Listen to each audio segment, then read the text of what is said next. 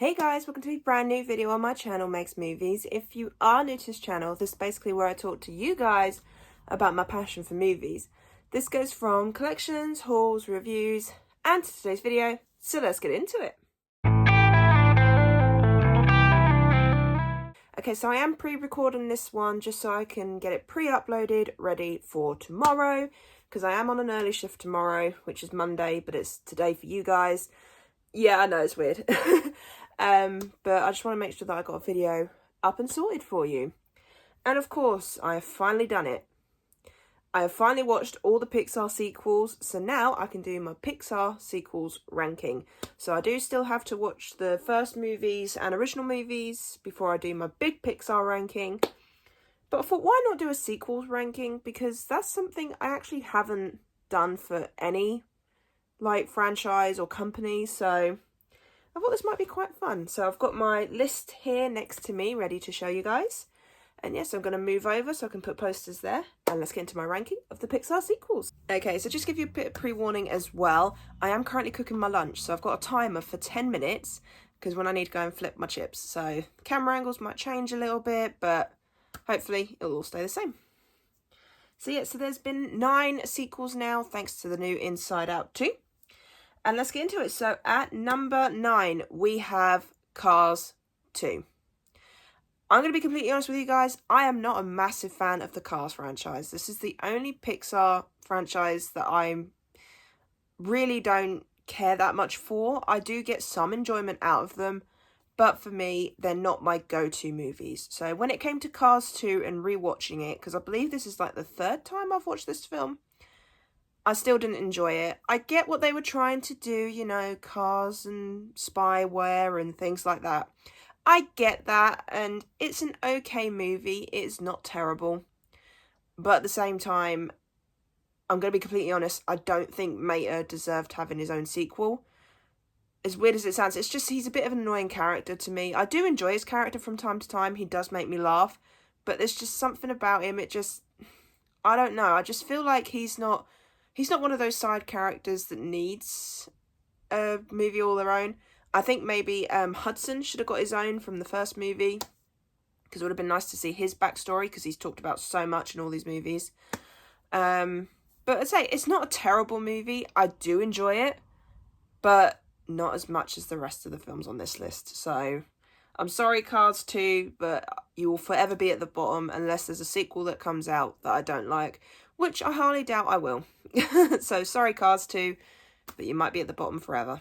Okay, and at number 8, we have Cars 3. Now, like I said, Cars films, not a massive fan of, but Cars 3, I enjoy the most, surprisingly. I don't know why, I don't know what it is, but when it comes to Cars 3, I don't know whether it's because of what they were dealing with the emotional side of things, or I don't know. It just, for me, Cars 3 felt like the best one out of this franchise.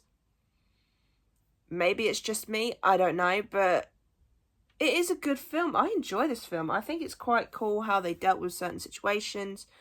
Lightning McQueen having to deal with the fact of he's not top dog anymore, you know, because there's all these new fancy cars coming in. So I think that was quite a fun storyline to deal with, and I think they dealt with it in a very good way. But like I said, the car films are not ones I return to that often. So I think the next time I'd watch Cars would probably be when I'm doing a ranking again in another year, or maybe if they come up with another Cars film, which I highly doubt they will. But if they were, I'd then watch it again then. But it's not one I'd be like, oh, I'm in a mood for Pixar. Yeah, Cars is not my go-to. However, the rest of this ranking, I enjoy the films immensely and I have a good time with them. So my number 7 and number 6 spot do tend to switch. I mean, I've already switched it once before I did this list, so I already just switched them around whilst I was thinking about it.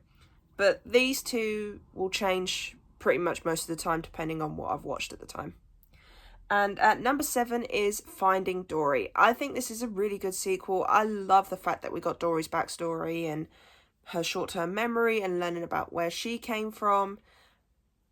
The only thing I'll say is that it does feel kind of like the first movie in the sense of we're going across the ocean, we've got to save a family member and all that. So It's just done in a different way, and I do enjoy it. I do get emotional watching Finding Dory because I love Dory as a character. I connect with Dory because, not gonna lie, I'm forgettable myself. So, but I like Nemo and Marlin and all the characters. I will say though, every single time, the sea lion scene when they're going, Gerald, off, off, off, off, off, like when they're telling Gerald to get off the rock, always makes me laugh so much more than mine from Finding Nemo. So I'm sorry, but they just always make me laugh. I love the new characters that we get in this. I didn't realise that most of the voice work in this one are pretty much most of the cast from Modern Family. I did not realise that until I watched a behind the scenes thing. So that made me laugh. But no, I think this is a good sequel. This is what I want from a franchise, is a sequel that feels emotionally attached to the first one or the second one, or in some way it just fits in. And with Finding Dory, it fits in. I love Dory. I don't think they will do another one, so I'd be quite happy if they left it at that, because I don't know how else they could go to do another one. But for these two movies, good. And at number 6 is Monsters University. Now, like I said, these two could change, but I like Monsters University as a kind of prequel. I still want a sequel to Monsters Inc. I'd love to see if they bring back Boo or things like that. But I will say Monsters University is a good prequel. I like seeing how Mike and Sully, you know, how they were in college. And there were some other characters in this, like Randall, and sort of like how different things were before they went up to Monsters Inc. And I love the cameos from other characters as well from the first movie, especially a certain one. But I like how it's a prequel that sets up and explores the Monsters world a lot more, because we are now going to Monster University. We're learning how they learn about scaring and canisters and doors. So they're expanding on the Monster universe, and I like that. So for me, I think this is a really good prequel / sequel. But like I said, I would like there to be an official sequel to Monsters Inc. 1. Okay, and at number 5, I had to think what number I was on. At number 5, we have Toy Story 4. This one has grown on me over the past few watches, because I'm going to be completely honest, I'm one of those people that feels like this was a little bit unnecessary at the time because of how Toy Story 3 ended. I think that would have just been the perfect trilogy. You left it at number 3, would have been perfect. Now, I want to say that Toy Story 4 is not unnecessary anymore to me, for the simple fact of we wrapped up the story on Woody. I felt like we gave Woody his perfect ending. I feel like what happened is that 1, 2, and 3 was all about Andy and Woody and Buzz and things like that. Whereas 4, I feel like it wrapped up Woody's storyline. So with the third one, it wrapped up Andy, and with the fourth one, I feel like it wrapped up Woody. Now, I know they're doing a Toy Story 5. I will go and watch it still. I will, give it a go. But I just hope they don't ruin it, because like I said, Toy Story 4, at the time of release, I did feel like it was a bit unnecessary. But now it has grown on me, and I enjoy it more with every rewatch. And so I feel like if they were to do number 5, they'd have to pull something out of the bag. I don't know what they would do, because, say, how they ended 4 is kind of like how they ended 3. It was a good ending. So, okay, so it did cut off the timer, ended up cutting off my video a little bit. So yeah, like I said, Toy Story 5, I will go and watch it. However, with number 4, it is growing on me, and hence why it's higher up on the list than what it used to be. Because for me, I used to have that at my number 7 spot, so that has gone up a couple of times. Okay, so my top 4 are my main favourites. I really enjoy these films, and 4 might surprise some people, and that is Incredibles 2. I know the villain wasn't all that great in this film, I will admit that. Like, we've had some better Pixar villains than what we got. But I still enjoy what they did with the plot, in the fact that they did change things up. There's now Elastigirl who's going out and getting a job and sort of like trying to help heroes become a thing again. And I get that Mr. Incredible is sort of like having to stay behind with the kids and just watch the kids and deal with everything that they're going through and things like that. I like how the opening as well is pretty much set straight after the first one with the Underminer. Bit of a weird feeling, that one. But overall, this is a fun sequel. I really enjoy this film. I love the action side of things. Frozone coming back into this. I mean, Edna made me laugh so much in this film. I love Edna. She's just such a fun character. But I do enjoy this film. I feel like the action is fun. But I say my only downside is the villain, because it's not as good as Syndrome in the first one for me. I kind of wish they'd done a bit of a better villain. I get what they were trying to do. But at the same time, I don't know. I wanted more from the villain, I think. But I also love Jack in this film. He's so funny. I know he's just a baby and the powers and everything. But every time he's in a scene, I laugh. He's adorable. He's cute. I love Jack. But overall, I think this is a fun movie to come back to. And like I said, Incredibles 2 is fun. It is enjoyable. So I will always return to this one. Okay, at my number 3 spot. This one actually surprised me. It's at number 3. I was expecting it to be at possibly number 2. But this is only for a first time watch. And that is Inside Out 2. I did enjoy this film. However, like I said in my review, I feel like I'm more emotionally attached to the first one than I am the second one. I love the new characters and emotions we got. I love how we're dealing with Riley being a teenager. Like I said, this is one of the franchises in Pixar where you could do multiple sequels. I mean, we've done Riley as a kid, done Riley as a teenager. We could do Riley as an adult. So this is one of those franchises that I feel like they could keep going. And I would enjoy it still. I would still have a fun time with it. But yeah, Inside Out 2 is one of those ones that probably the next time I watch it, it might go up higher. But out of all the Pixar sequels we got over the years, Inside Out 2 has been the better one. So, honestly, if you have not watched Inside Out 2, I'd recommend go and watch it. It does have an emotional moment in it, like I nearly teared up, not gonna lie. But anxiety, fun new character. I weren't expecting a certain thing to happen with that character. But overall, a very good sequel, and one I look forward to watching again at some point in the future.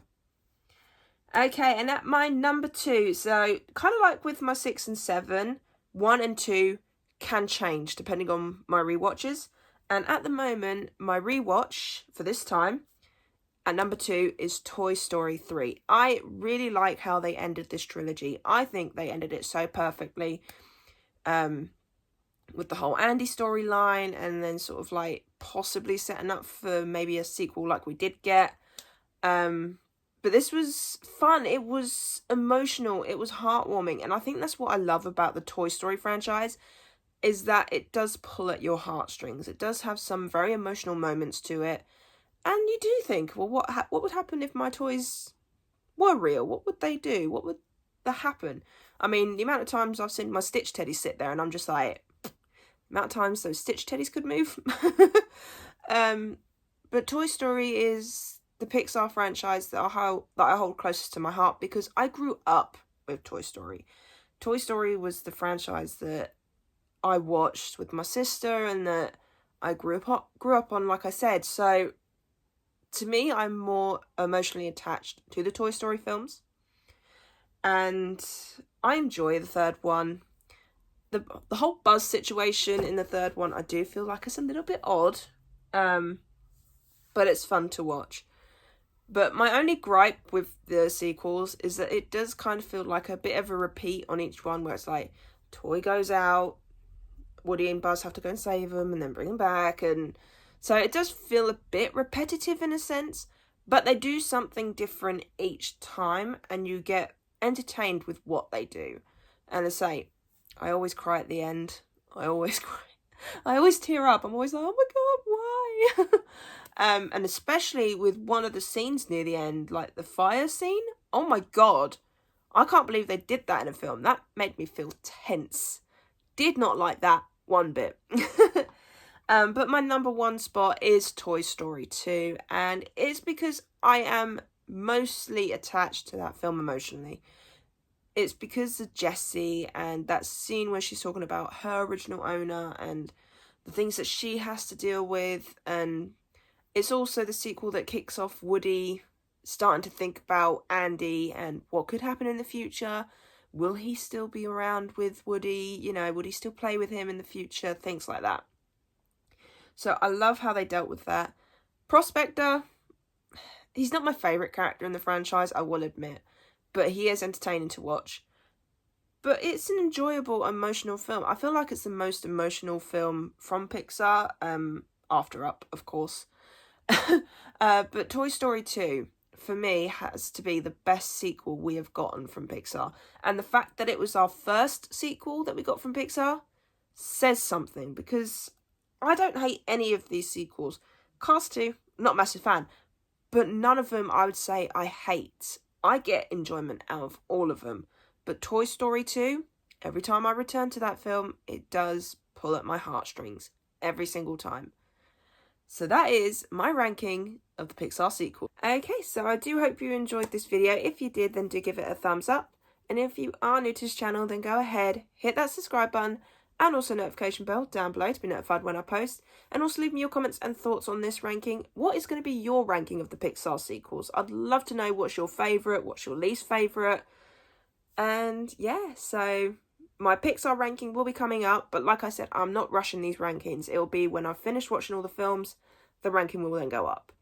But I will say, after Pixar, it will be Illumination is the next ranking I'll be doing, because Despicable Me 4 comes out at the beginning of July. And then I'm going to try and get the MCU done, because of Deadpool and Wolverine also coming out in July. But the MCU one might be more August. We'll see what happens. But yeah, so I really hope you enjoyed this video, and I'll see you guys next time.